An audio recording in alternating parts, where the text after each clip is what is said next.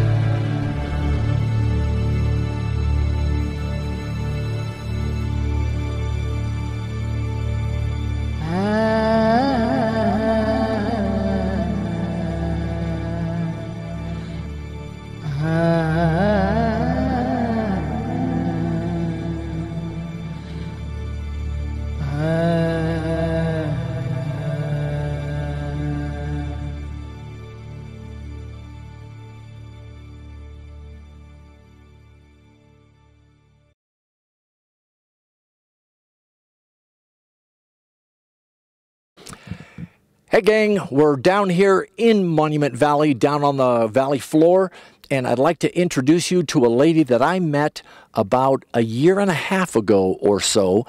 I was down here with my wife and visiting Monument Valley, and I stopped by here, and we were enjoying and going through all of her jewelry and that sort of thing, and we were looking around, and a tarantula walked up on us. And we were just having a great old time. But what really moved me about this visit was the story that you told me while I was here. And it moved me so much that I decided that one day I was going to come back to Monument Valley and document this so that you guys can hear the same story that I heard.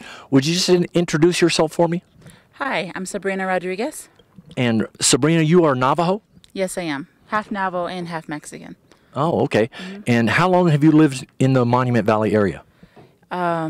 Most of my life. I snowbird to Phoenix 4 months out of the year. And is this your livelihood?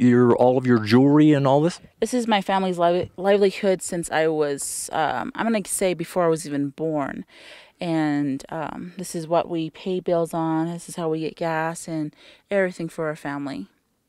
And do you guys make the jewelry yourselves? Yes, we do. It's hand-beaded by my sister, my mother, and myself. So tell me a little bit about your family. How long have you guys, generations-wise, have you been in the valley and the Well, area? I've been told that my grandfather's grandfather's grandfather has lived here since they can remember. Then he married my grandmother that was from the upper Monument Valley, and she moved down here. And so my mother and her brothers, my uncles, still live in the area, including my sister. And we live on a grazing permit, and so that gives us the rights to live down here in Monument Valley Tribal Park.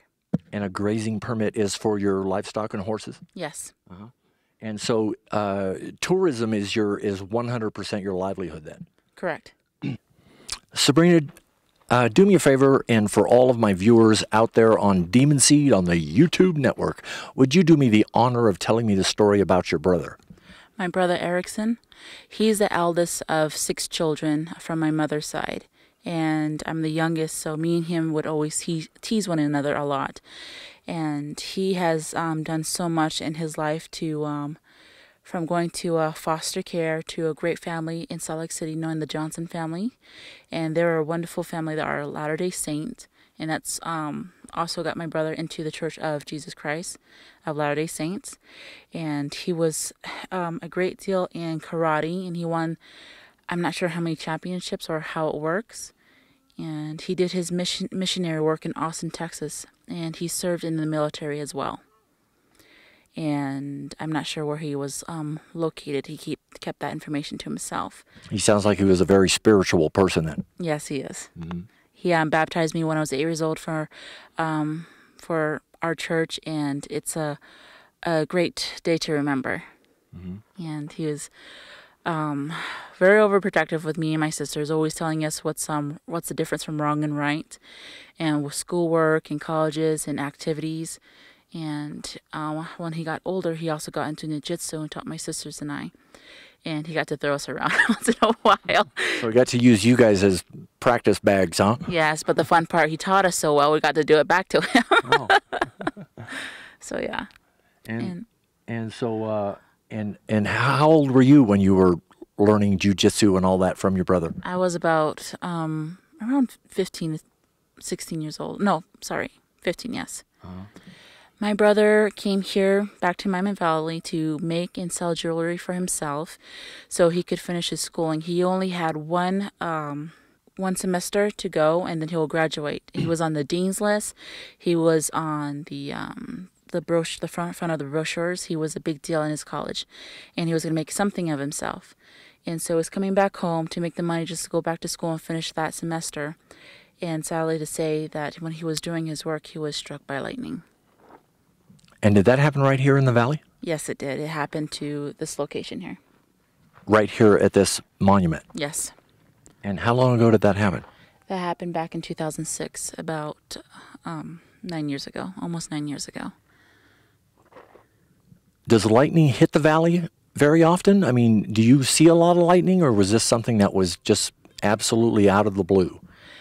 This is, it was very surprising hearing about this, honestly. We hardly ever get any lightnings in this area, maybe further in the distance, but in this area, no, we do not. And your brother's name again was? His name's Erickson Cly. Erickson Cly. Cly? And how old was he? I believe he was around his 36th year. Well, he sounded like a very, very unique and wonderful individual. And the story that you told me, I had to tell it again. So I appreciate you joining us here on the Demunseed channel and sharing it with all of our subscribers. Well, right now for this community here in Miami Valley Trail Park, there are about 7 to 8 families that live down here, and we're having problems with the sorry to say, but the tourists and the tour vehicles and tour companies. Sometimes there are tour vehicles who drive too fast, and it causes dust to hit onto the crops or into the bushes, and it causes them to die. It makes it look horrible, and to us that is a very disrespectful to our nature and to our ancestors, especially when some tourists will come down here and they think they can climb to whichever area they want to, and it's not, because it's sacred to us. And we have they do this and they think it's okay. We have tourists who will knock down some rocks or some particular areas, which is not good for the area. Sure. And especially if they get hurt, it's going to take a while for any medical help to come down here. For my brother, when he passed away, the ambulance was unable to come down the Tribal Park, so they had to take him up to the nearest road where the ambulance can meet us. Well, not all native scout people. We don't smoke peyote. We drink it, and we don't do a rain dance usually. And Have you yourself gone on a vision quest? it has something a little similar. It's called a kinanta. It's when a young girl becomes a woman, and it's like a quinceañera for the Hispanics, and they have to do so many activities during the day, and especially be with the medicine men that teach them and pray for them, and the families are all there to help her with that. I see. All right, gang, I hope you enjoyed that. That was Monument Valley in Utah, our part 5 in the series of our On the Road to Vegas trip, and we had a really great time. I want to thank my friend Gary Buzel from Back Focus 11 for joining us on this trip, and my good friend Mike, the Phantom Maniac, for keeping all of our gear in working order and able to fly the stuff. So anyway, we're going to head back now. We've got another part 6. We're not going to tell you about till we get there, just in case somebody tries to bust toss us again.